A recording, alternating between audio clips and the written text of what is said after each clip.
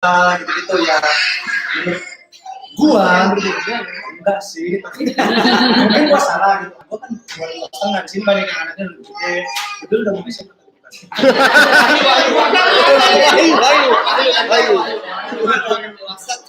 Siapa anak gitu ya. Gitu sih.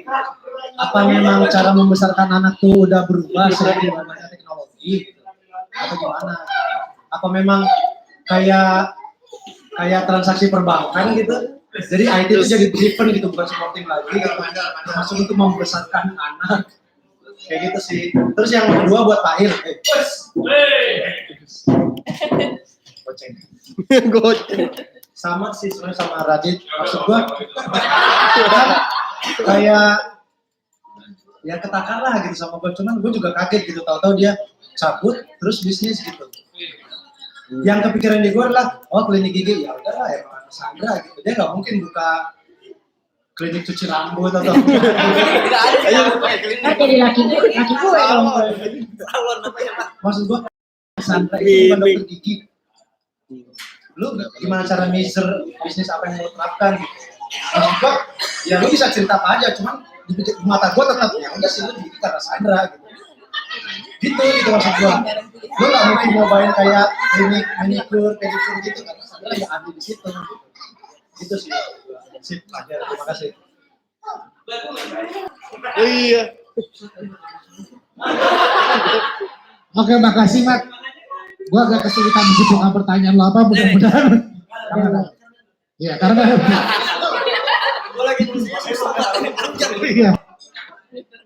Oke, makasih Bapak Mamat. Kayak nama laki gue ya, Mamat.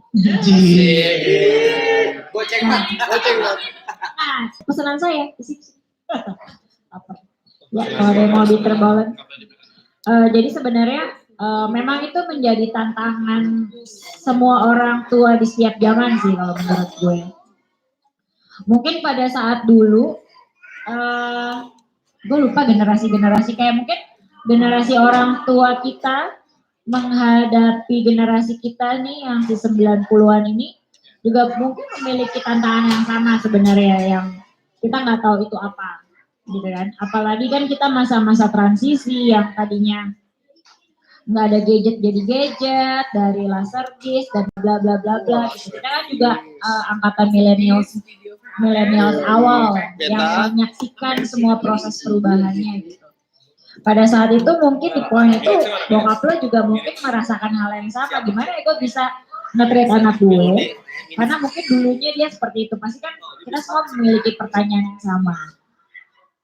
Tapi memang tantangan zaman sekarang memang kita harus terbuka terhadap semua opsi gitu. Contoh ini kayak banyak tercetus nih kayak di parenting yang malam ini gue tangkap tadi, Yan kayak gue masih belum bisa terima nih tentang e-sport nih, menurut gue gini. Kemudian mungkin dari lo gitu, gue harus menjadi teman, sebagai teman kayak gue nggak bisa nih, karena menurut gue kemarin pengalaman gue baiknya tuh kemarin gue mendapatkan pengalaman kayak gini, gue berhasil. Nah, perlu kita tahu bahwa setiap individu adalah seseorang yang berbeda. Gitu. Mungkin lo bisa melakukan otoriter di anak lo yang ini kembar nih misalnya. Lo bisa melakukan otoriter si A, tapi kadang-kadang B belum tentu bisa. Jadi setiap individu itu kan akan berbeda. Dan parenting itu memang punya beberapa tipe. Ada otoriter, ada yang ada yang loose kayak tadi yang friendship, tapi pasti memiliki plus minus sendiri. Gitu. Misalnya kalau dia dengan yang otoriter, ini penelitian ya. Maksudnya kalau misalkan dia memberikan one way direction, otoriter berarti kan dia tidak memiliki kesempatan untuk mengungkapkan pendapatnya. Tidak bisa memiliki kebebasan untuk memilih, karena gue because I'm your dad and I said so, dan gue tahu yang terbaik buat lo. Kan otoriter kan kayak gitu kan, mostly. Nah, mungkin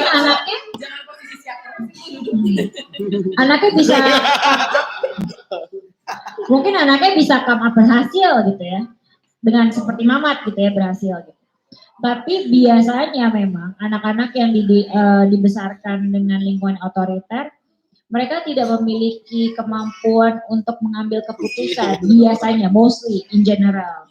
Mungkin kalau lu salah satu sosok yang bisa mengambil keputusan, maybe like, nah istrinya bilang Kak, karena no, maybe like 10% of the population gitu. Jadi kalau secara penelitian pada saat kita menjadi sebuah parenting otoriter, kita selalu memutuskan apa untuk anak, jadi anak tidak terlatih untuk mengambil keputusannya sendiri, baru kelihatan nanti pada saat besar. Akhirnya dia bingung nih, karena biasanya apapun yang gue lakukan diputuskan sama nyokap gue gitu. Atau biasanya gue biasa diambil keputusannya sama bokap gue.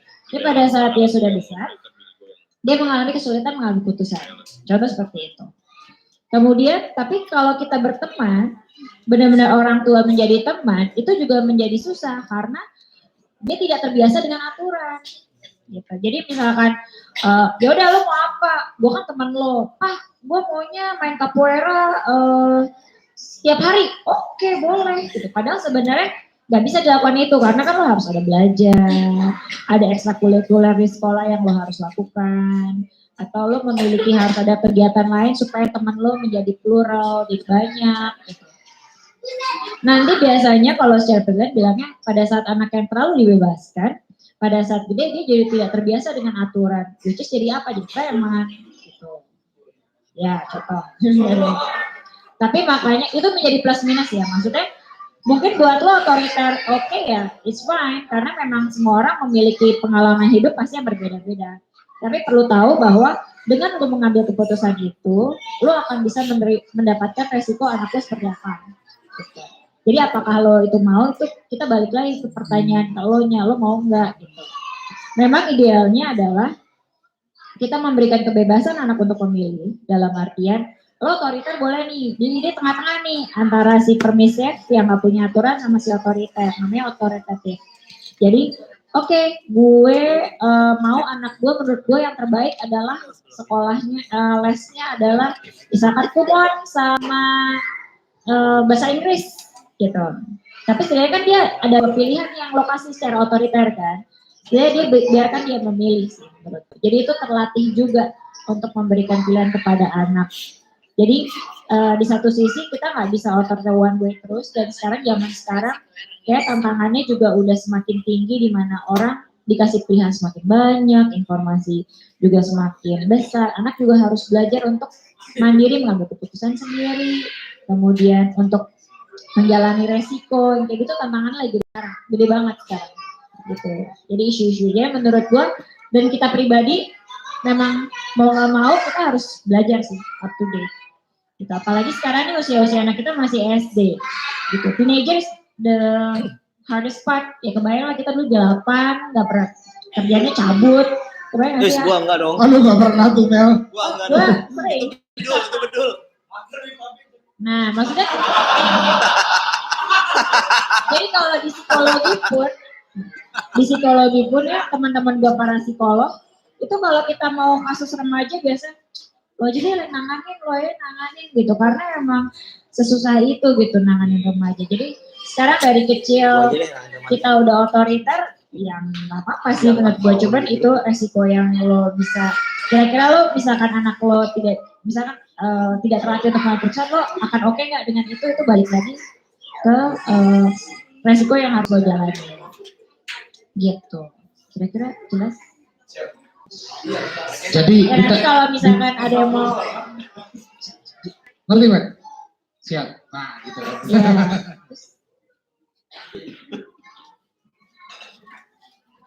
Tadi apaan Mas?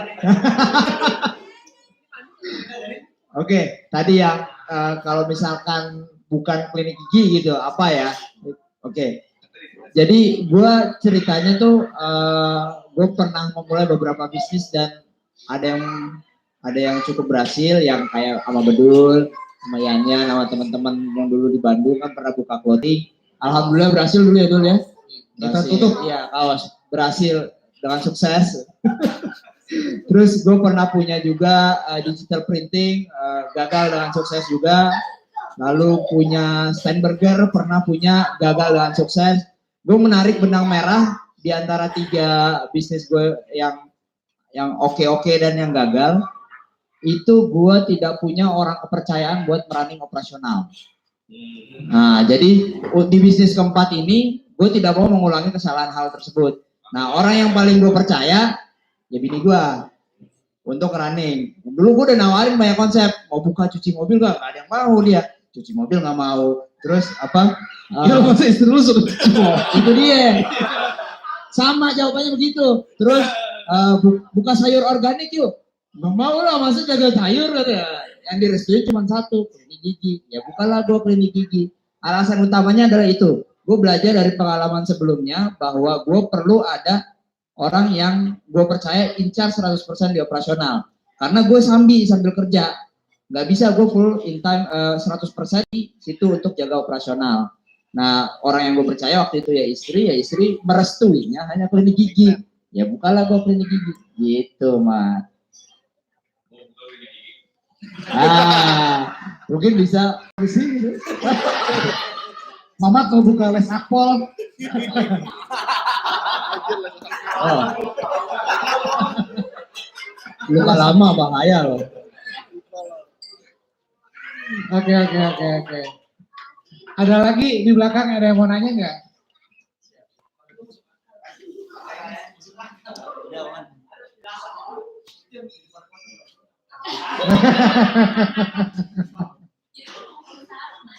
Iya Mat, jadi lo mau buka usaha apa nih sekarang? Mat, ini banyak pertanyaan ya, banyak pertanyaan. Lo dari Mandiri kemana sih?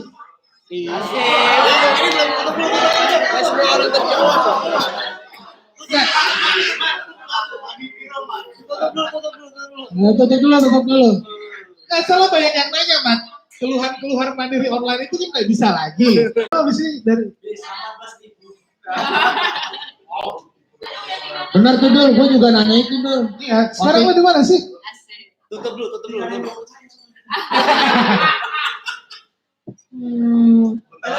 Lo kok nggak jawab?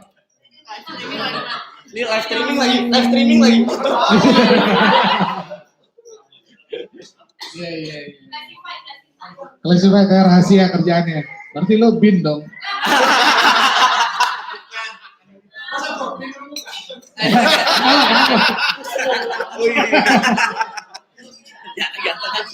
Cocok emang lo.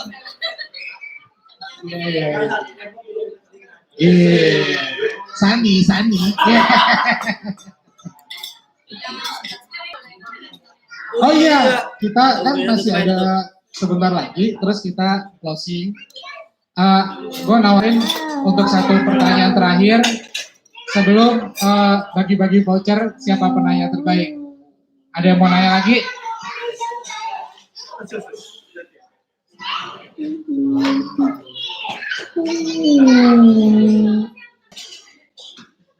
Oke, nggak ada.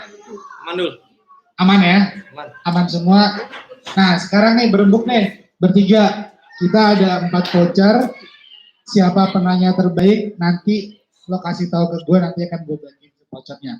Ada 2 voucher untuk dari Alena House. Ini voucher body massage, face totok, gold face, ini kayak buat cewek nih.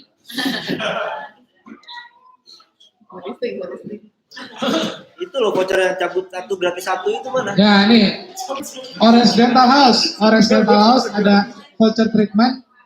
Cabut 1 gratis 1 mana? Ah itu langsung gue bayarin. Cabut 1 gratis 1. Oke, Matt, Pak Il, sama Karmel, siapa penanya terbaik nih untuk acara kali ini?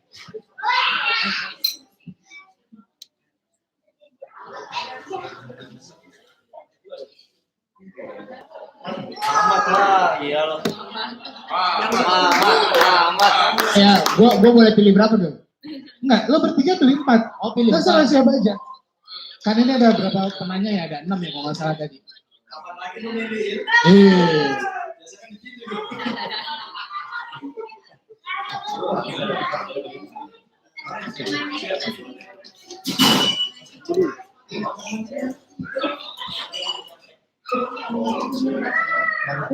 Ini sambil nunggu speaker, nih yang di Mandiri itu mana? Coy, dulu.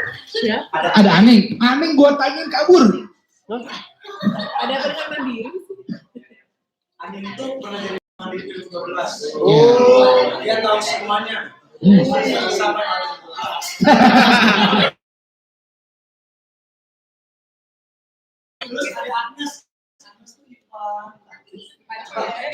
Agnes Rahayu ya.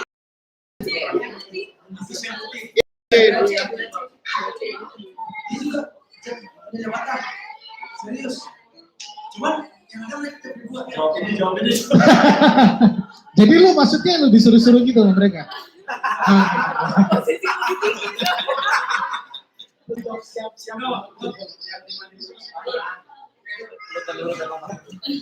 Oke.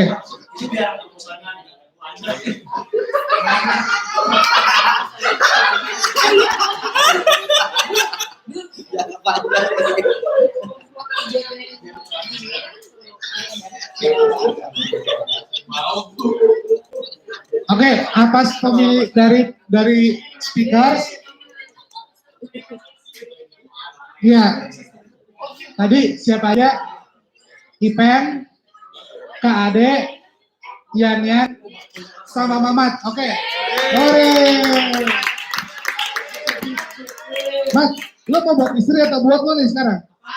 Vouchernya? Gigi atau kecantikan nih? Oke. Silakan. Mbak mau voucher kecantikan? Mau voucher Arena House atau mau residental? Oh, rumah dandelion.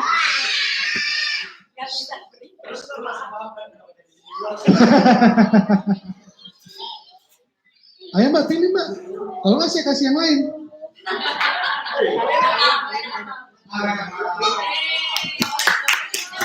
Oke, tadi yang ini ada Arena House, ada residental.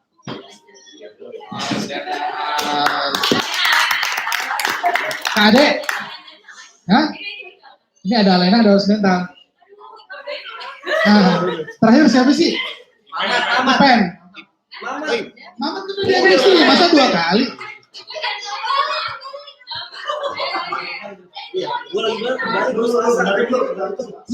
Lo maunya apa sih?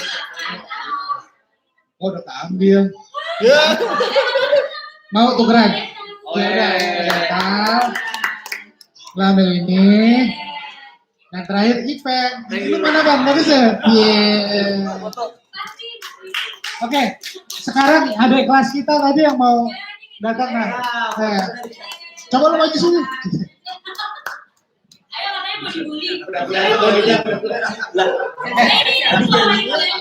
Oke. Biasanya kesenian ada salam-salamnya gitu kan? Ada nggak?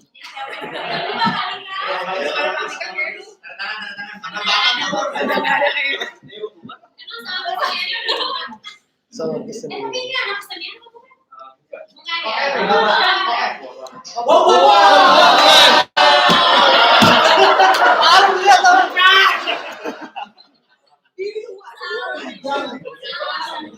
Lu tau gak tambah gua pagi kayak gini dulu nih. Zaman udah berubah berarti.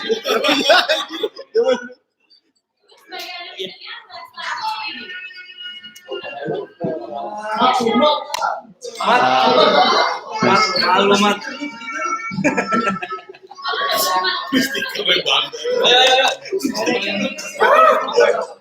Malam kakak-kakak semua. Jadi perkenalin, nama saya Olaf dari sebagai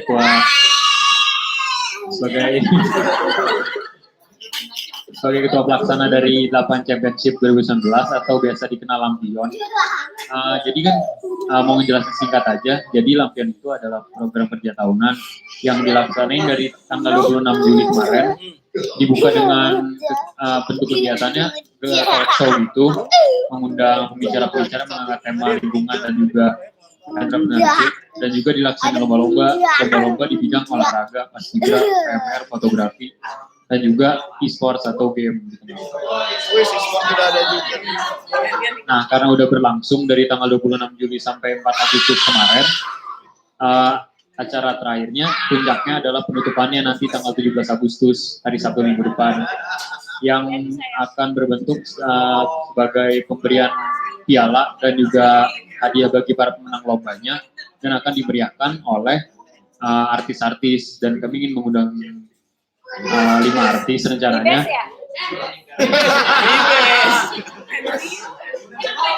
Ada wishlist kami ada 5. Ada Bara Suara, Kunto Aji, Willy Gaskin, Itu artis bukan? Yang benar. sama yang terakhir Changcuters. Acaranya nanti tanggal 17 Agustus minggu depan hari Sabtu di jam 1 siang sampai jam 9 malam di Kuningan City Ballroom.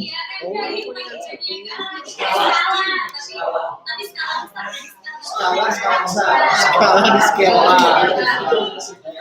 Kira-kira begitu lah. Iya, nanti buat setelah dari Lampion ini, minggu depannya lagi hari Jumat tanggal 23 Agustus ada program kerja dari kesenian yaitu Collaborate, yaitu drama musikal yang bertempat di Teater Ismail Marzuki.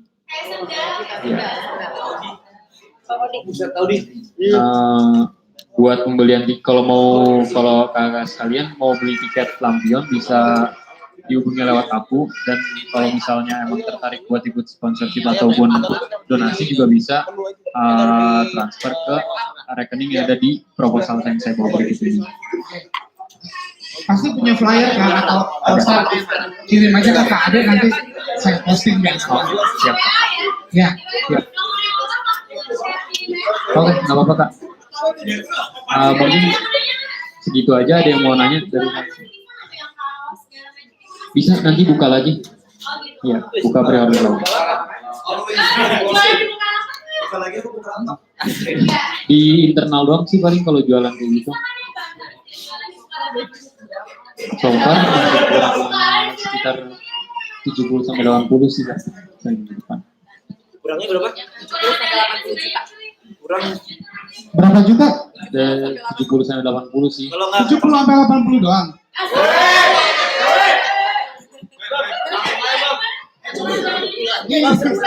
Syekh mana Syekh? Aduh. 70 sampai 80. Pen, anak gua Pen, tanggung jawab Pen. Aduh. 80.000 apa 80 juta? Kalau rupiah gampang. Nah, kalau nggak nutup, rencananya apa kalau nggak nutup? Kalau nggak nutup, Paling budget paling artisnya bakal dikurangin ataupun oke. Yang penting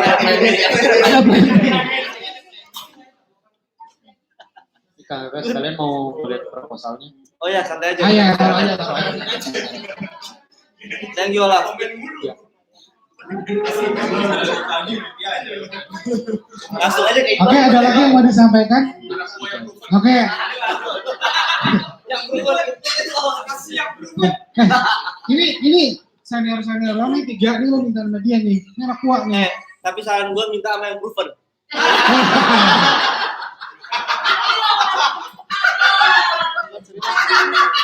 Sih kan? Proven lah. Ya nanti di WhatsApp juga. Santai olah, tenang aja. Oke. Ada yang proven. 45.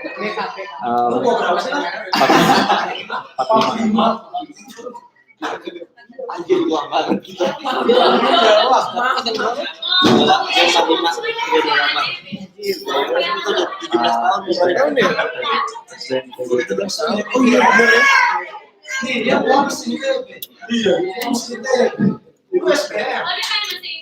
Ini akpol. Cita-citanya.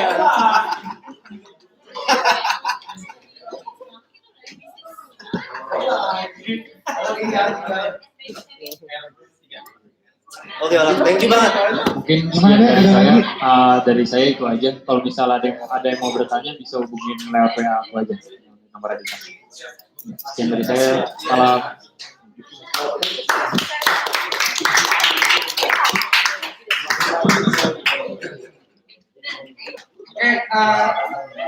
Buat para pembicara balik lagi dan kesempatan. Abis ini kita foto bareng ya. Oke, para pembicara. Medi mana Medi? Hah? Di depan. Medi di sebelah mana sih? Di depan dia.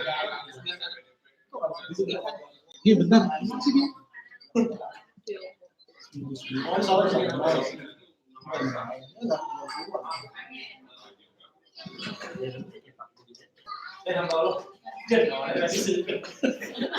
Aku juga soalnya semua Oke.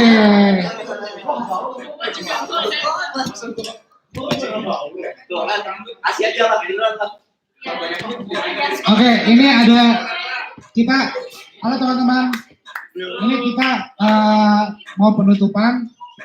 Terima kasih buat para speaker di sini. Tepuk tangan dulu. Nah, ini ada souvenir buat para pembicara dari sponsor kita Awatara Indonesia. Ini produk elit. Ini produknya Indi.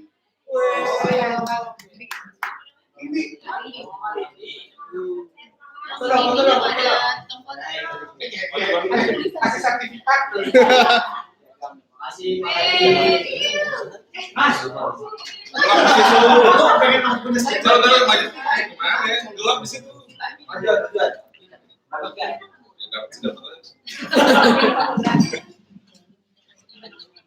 Oke, sekarang kita semuanya tag foto bareng yang ada di ruangan ini.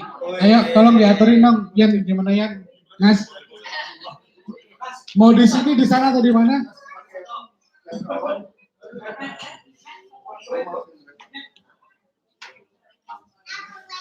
Apa jadi ini nggak ada tuh?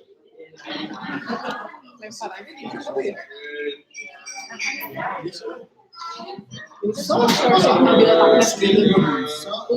Ayat pesan terakhir, tadi kan untuk 20 orang pertama mendapatkan voucher makan 100.000, lo ngerasa 20 orang pertama dapat 100.000 tapi dalam bentuk makanan.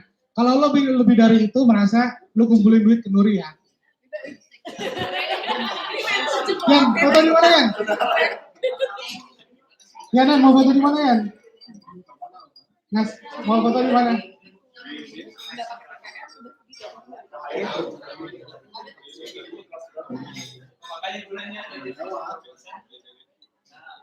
Yang kurang Oh iya, ganti aja.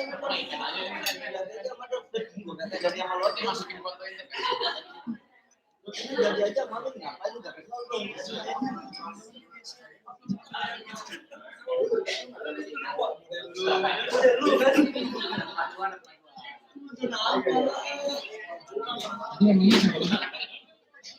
Yang nangis. Dulu kayak gimana sekarang kayak aku kan. Dulu ada yang kenal kan? Duduk kali ini. Ngomong. Kita mesti teh. Di sini.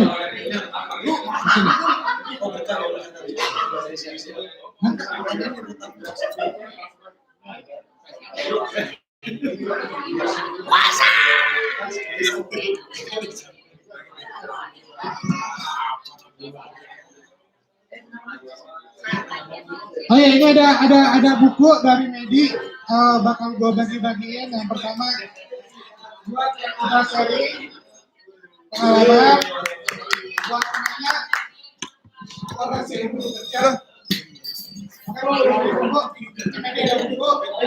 Lo boleh pilih mana yang mana aja. Buat nyokap lo tuh. Lu udah sabar terus sisi berarti.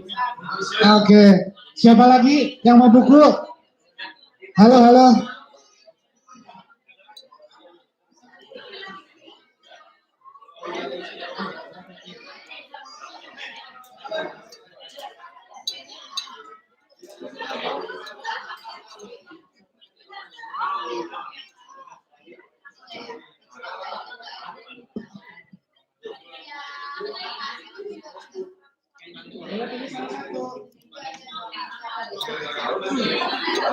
Siapa mau buku terakhir?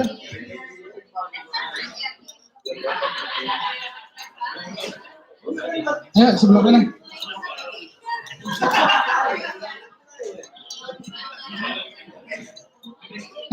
Kita masih nunggu arahan dari Yan ya, dia masih cari cahaya yang paling bagus, yang paling bagus, dan kita yang paling cantik dan paling ganteng.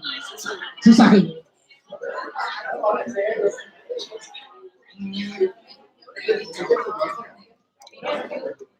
Oke, kita mau close bill. Totalnya ada 2,6. Yang merasa lebihan, kumpulin duit, kumpulin ke Nur ya. Terima kasih. Nggak usah.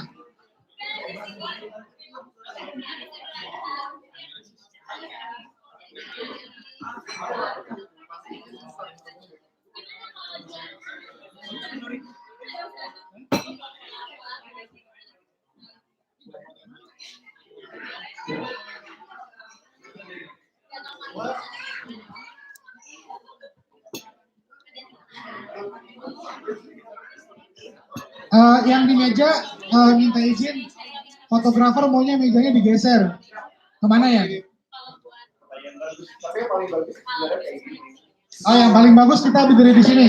Berarti meja kita pindahin.